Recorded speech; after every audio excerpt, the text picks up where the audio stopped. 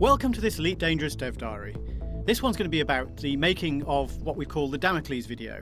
Now, if you've not seen that video, I suggest you go and watch it and then come back here, because there will be no sound coming or anything coming from the video, and it won't be the best way that it shows itself.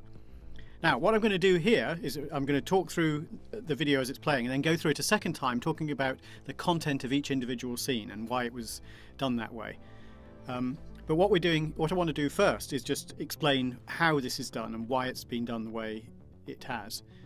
Now, all of this is rendered in our in-game engine live, apart from a few spot effects that have been applied afterwards, which I'll call out at the time.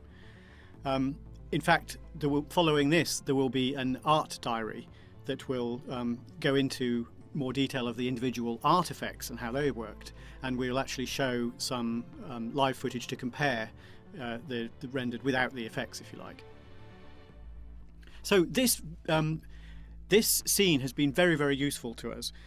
This is all rendered in game, but the ships are flying along predefined paths, which has been very helpful, because from an art perspective, when you're doing particle effects, you see the smoke on the ship and all the burn marks and all that sort of thing there, that to make sure that they're all in place, and when you change them you can review them and look at them and get them and balance them just so. One of the problems with doing art in a game like that, you've got to find the location in the game, try it, and you might not quite get it in the same setup, or you might get it against a different background, so you're not comparing like with like. And in that sense this has been really useful. And then the other thing is trying to, because it's not just that, it's also looking at the animations, looking at the weight of things. It's also the sound. The principal reason to do this in the first place was for the music. Because it was fantastic, the response we had from some very, very good composers wanting to write for the game. And so what we wanted as a way of judging it, even though the music in the game is going to be done using reactive music, using background things that all join together. And also Jim will be talking more about that in the future. But it allows us to judge like with like, and that has been great, and that's how in the end we've been able to choose Erasmus's wonderful music, which was shown originally in this video. Okay, so going back to the beginning now, we can see us just arriving in the system. The dashboard below is placeholder. I've already seen it looking better in game, so it's one of those things. You see the ice effect on the cockpit there, and also now you see it here, we see a lens flare effect. Now that was applied afterwards, but there will be something similar in the game. We now see flying into the group, and if I just pause it there, we can see this cruiser with the round thing. It's a cruiser built by the Imperial Gutamaya shipyard, but in the same way you might have F-15s, F-16s run by other countries than America, the Empire will sell to imperial-leaning planets or systems their own big ships. So this Imperial cruiser isn't actually supposed to be an Imperial cruiser. It will be run by another sort of minor power, if you like. And that's why it's being attacked by the Federal ship that we've seen here, the Damocles.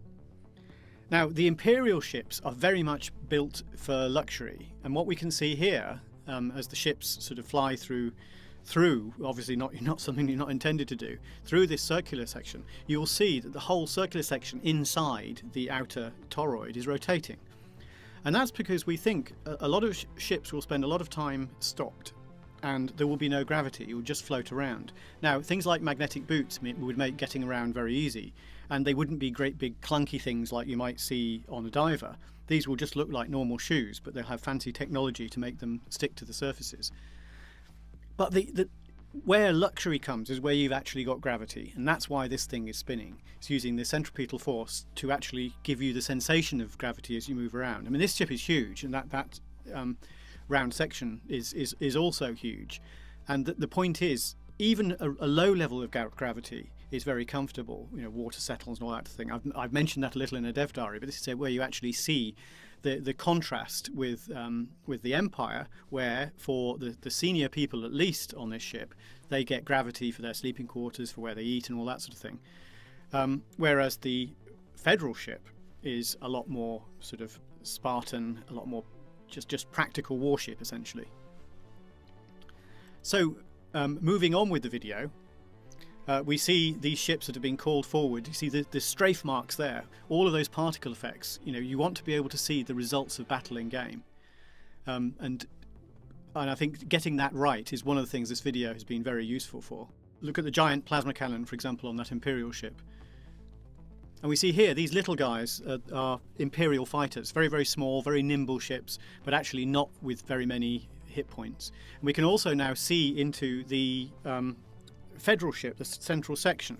And with design, one of the design briefs we've had with this is trying to design the ships with their function in mind. Just as you've seen with the Imperial cruiser, that luxury and essentially travelling embassy is one of the roles they see it as being very important for them. So they're very image is very important in that culture. For the Federal ship, it's utility that's important, and the reason it's got this central corridor is this is where the ships come out of their hangars, and it's to try and protect the hangars from outside. So that the reason they face inward and the ships fly out, they're already up to speed, the pilot's already in control when they become vulnerable to any other attacking ships. And the presumption is, okay, the power is down on this particular ship, but that would be very, very heavily protected, and potentially with things like shields around it. So in fact, looking at that in more detail, one of the things that we are very conscious of is making sure that we can sort of feel the weight just by looking at it in the way things are animated, the way things move. And so just taking a slight aside on that, just looking at the way landing gear, all of that sort of thing works. You see the way something moves, the way a gun recoils, that we see a little bit in the video. That's something that we are paying a lot of attention to, and you see in this sort of insert. I think just gives a certain richness to the game that you'll see especially when you see ships up close in hangars and such places. So moving on, what you see here is you see the sidewinders of the attacking ships. These are all in game, but actually there's a lot more to come that you're not seeing here. Things like the way the heat vents open and all that sort of thing. Some particle effects, trails and things like that we've still to get right. But you do see the richness of that internal volume here, and some of the effects and the lighting effects we've got. Now that zoom in, there was a focus effect there that was applied after the event. That's not something that's come from in-game, but it's something that's we've done to make this video sort of impactful and work. Similarly, the heat flares there, you wouldn't see heat flares in space because there is no air for it to go through. But there are a lot of little things like that. They're expectational things like whether you can see laser beams. It feels really rubbish if you can't see them, but actually in space, unless you're firing through a dust cloud, you wouldn't see a laser beam. And then the final cliche here is when the Imperial cruiser gradually leans over, almost as if it's sinking. I don't think that sort of thing would happen, but I think that's for effect to show the battle's being won, if you like. So thank you very much for watching this video. There'll be a lot more to come on this, and more to come, including later this year, gameplay and how that works around these scenes. So thank you very much for watching, and speak to you again soon. And thank you very much for supporting Elite Dangerous.